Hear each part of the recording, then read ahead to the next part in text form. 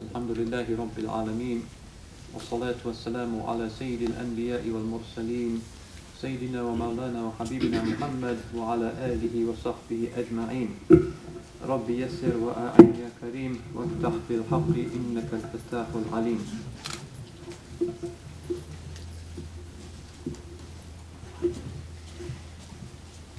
This subject is more important in our time than considering how we remain human in a time when all definitions of what it means to be human are up for grabs. The German philosopher Habermas, in a book published 3 or 4 years ago, reflected on what he calls the end of philosophy, the end of ideas, musing on the following curious reality. In all earlier generations, when human beings sought to make sense of themselves and the world, the one thing that was constant was the human self. Ideas about God, or the gods could and do change, ideas about the meaning of the world, our life after death, the list of virtues and vices, all of this was negotiated and subject of endless dispute down the generations of Bani Adam, but the one thing everybody agreed on was that the one that observed this was essentially the same. Human beings were the same kind of thing. Habermas then goes on to reflect that ours is the generation in which that is no longer necessarily the case. Ours is the generation in which we can edit ourselves so profoundly that all earlier forms of religious or secular reflection are being interrogated in a way that may prove catastrophic.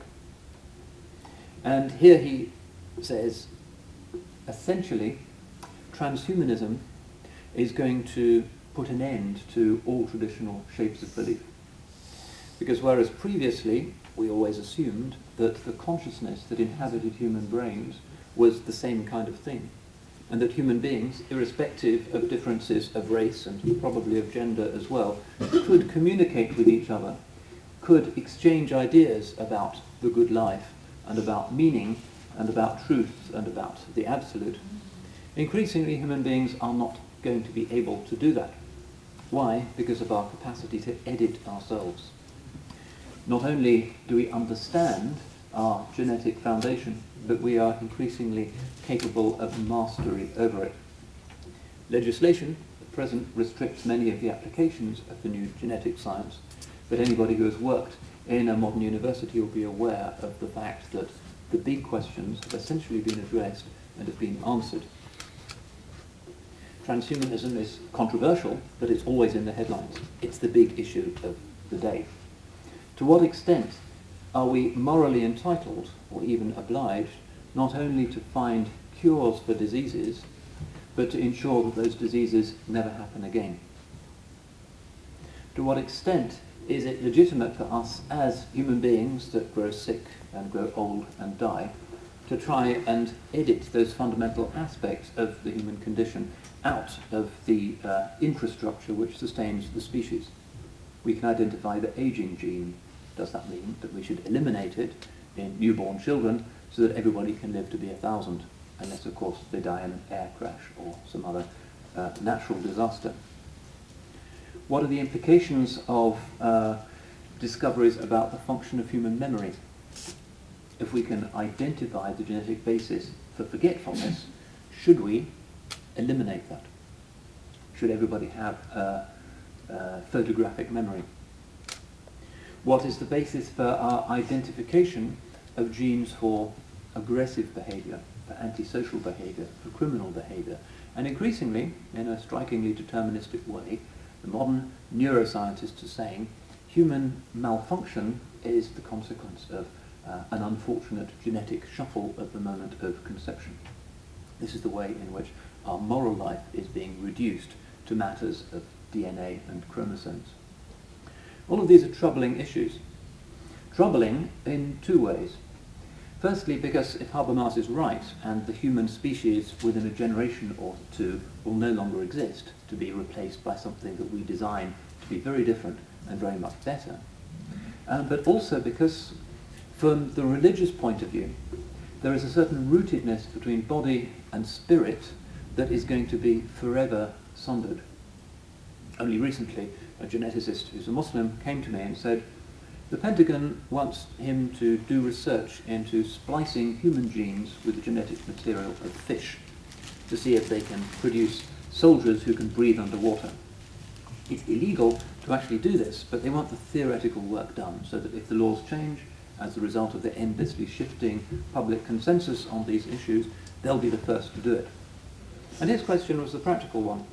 In terms of the fiqh, assuming you have a sentient life form, a soldier or a sailor, who can live and breathe underwater, what are the implications in terms of fiqh? How will such a person do their wudu? How will such a person fast during Ramadan?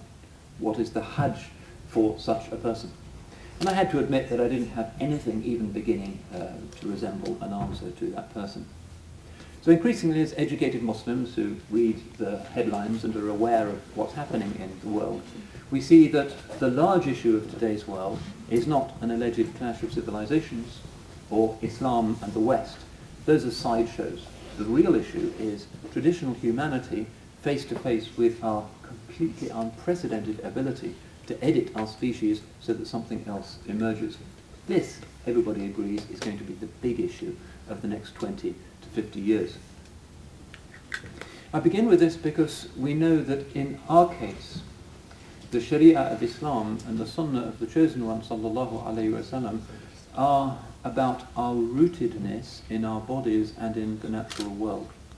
It's probably the case that in the controversies that we're going to be asked to offer opinions on over the next 20 or 30 years, Muslims are going to have more issues to deal with than followers of some other religions, than followers of body-denying religions, such as most forms of historic Christianity and most forms of historic Buddhism, where the body, our physical form, is a kind of prison, something that we had to leave behind anyway.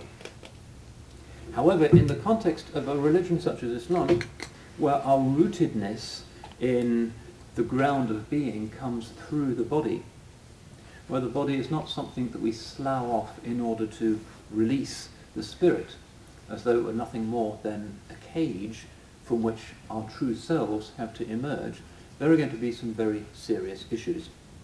And intelligent Muslims, instead of looking at the political headlines every day, over which we can do nothing and on which our opinions count for very little, are going to be thinking about these deeper issues, which are not presented by Islam or Islamic extremism or moderate Muslims or Islam of any kind, but are part of the inherent extremism of the modern world.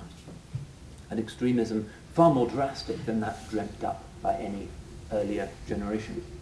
An extremism so absolute that it can propose consensually abolishing our species to replace it with something that we decide will probably be better. So as we ponder this reality, we have to think about the meaning of the Sunnah. If you look at the landscape of the different world religions, you'll find that they evince a different range of opinions on the authoritative pattern laid down by the founder of that religion. But it's a sound generalization to say, and I think we can say this without anybody contradicting us, that in the case of Islam, the emulation of the founder is far more critical to the project of salvation, of spiritual liberation, than it is in any other religion. Christians may propose what they call the imitatio Christi, be like Jesus. What would Jesus do? Jews might follow the way of the Torah, which was carried by its original prophet, Sayyidina Musa alayhi salam. Buddhists may wish to model themselves after the Eightfold Path, which they believe was mapped out by the historic Buddha. And his life of renunciation is, in a sense, a precedent which they follow. But the details that we find in the Sunnah in Islam do not have a parallel in any other major world religion. The Christian is not interested in whether Sayyidina Isa alayhi salam kept his hair short or long. The Jew is not terribly interested in the personal life of Sayyidina Musa alayhi salam. They have a law, the halakha, which resembles the Sharia in some respects, but it's very different